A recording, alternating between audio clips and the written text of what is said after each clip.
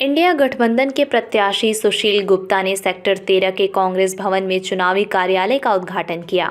इसमें आप के साथ कांग्रेस कार्यकर्ता भी साथ रहे। सुशील गुप्ता ने पत्रकारों से बातचीत में भाजपा सरकार को घेरा। उन्होंने भाजपा सरकार को किसान, कर्मचारी और महिला विरोधी होने का आरोप लगाया। नई सरकार के गठन को भाजपा और जजपा की मिलीभगत बताया। आरोप लगाया कि सत्ता की मलाई खाने हथियाने के लिए दोनों ने गठबंधन किया है। अब फिर मिलीभगत करके सरकार को तोड़कर गुमराह करने का काम किया है। पूर्व मंत्री अशोक अरोड़ा ने कहा कि भाजपा और जजपा ड्रामेबाजी कर रही है। पहले दुष्यंत चौटाला ने इनेलो को तोड़कर वोट हासिल किए और भाजपा से हाथ मिला लिया। अब फिर वही ड्रामेबाजी की जा रही है ताकि गठबंधन को नुकसान हो, मगर जनता उनकी हकीकत जान चुकी है।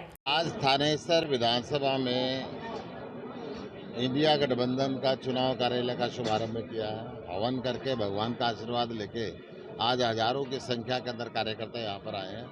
आम आदमी पार्टी और कांग्रेस दोनों के कार्यकर्ता हैं।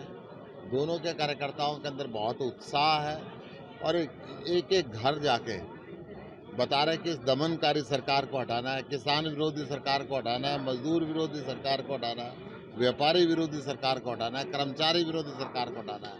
आज चारों तरफ ये जुल्म कर रहे हैं, किसानों पे जुल्म कर रहे हैं, महिलाओं पे जुल्म कर रहे हैं, व्यापारियों पे जुल्म कर रहे हैं और तानाशाही सरकार लोकतंत्र खत्म कर रही है। जेजेपी और बीजेपी गठबंधन टूट चुका है, क्या कहना? वो ड्रामा था, एक सोची समझी रणनीति के तहत इन्होंने पुराना चुनाव लड़ा, फिर मलाई खाने के लिए गठबंधन किया, फिर आज गठबंधन तोड़ने का ड्रामा कर रहे हैं कि एक दूसरे के विरोध में वोट काटने के लिए।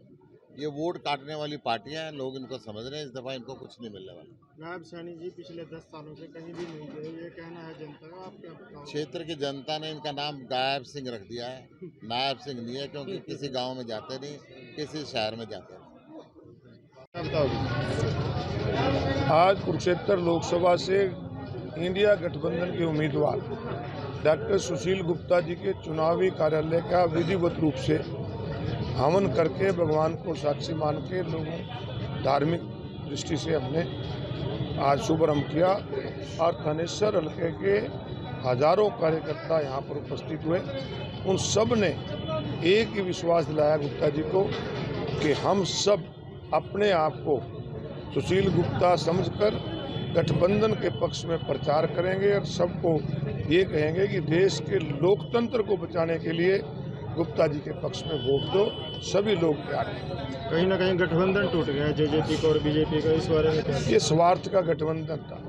पहले गठबंधन इनका चुनाव से पहले हुआ था 2019 में, जब हरियाणा प्रदेश की जनता इस बीजेपी की सरकार को हटाना चाहती है, तब इनेलो पार्टी को इन्होंने तड़वाया और इनसे कहा कि तुम अलग अलग वोट काटो।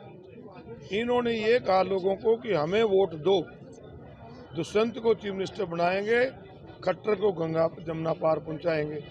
और जब लोगों ने वोट दे दी, फिर उस खट्टर के साथ हाथ मिला लिया। आज फिर, क्योंकि कल ही जो दुष्यंत है तो जेपी नड्डा को मिल के आया, आज फिर उन्होंने यही ड्रामा किया है कि तुम अलग लड़के फिर वोट काटो ताकि गठबंधन को नुकसान हो। परंतु बार बार जनता बेवकूफ़ नहीं बनती। एक बार दोनों ने मिलकर बेवकूफ़ बना लिया। अब जनता समझ चुकी है और इन दोनों को अलग अलग लड़े, चाहे ये इकट्ठे लड़े, इनको हराकर 10 की 10 सीटें गठबंधन जीते। जनता से क्या अपील कर रहे हैं? मुख्य मुद्दे क्या रहे? आज मुद्दा तो मैंने बताया कि देश स्तर पर जो आज एक व्यक्ति का राज, एक पार्टी का नहीं, आज वो ये नहीं कहता कि भारत सरकार की ये गारंटी है, भारत सरकार ये करेगी, मेरी पार्टी ये करेगी, मेरी सरकार ये करेगी, ये मोदी ये करेगा। ये प्रजातंत्र है, रजवाड़ाशाही नहीं है। प्रजातंत्र में सामूहिक होता है, जनता सरकार बनाती है, जनता के लिए होती है। परंतु आज की सरकार देश के लोकतंत्र को कमजोर कर रही है, देश के संविधान को नहीं मानती, देश के कानून को नहीं मानती। आपने देखा नहीं कि सुप्रीम कोर्ट ने SBI को ऑर्डर किया कि आप 5 तारीख तक चुनावी बॉन्ड का जो हिसाब किताब है वो चुनाव आयोग को दो। तो इन्होंने कह दिया हम दे ही नहीं सकते, 3 महीने का समय। तो सुप्रीम कोर्ट ने कल फिर किया, शाम तक पता नहीं फिर क्या ड्रामा करेंगे। ना ये कानून को मानते, ना ये संविधान को मानते।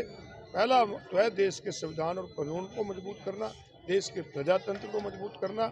और इस गठबंधन की जीत के बाद हरियाणा प्रदेश में जो आज ऐसी सरकार है जो एक निकम्मी सरकार जो रोजगार नहीं देती, किसान को भाव नहीं देती, किसान को डंडे मारती है, कर्मचारियों को डंडे मारती है।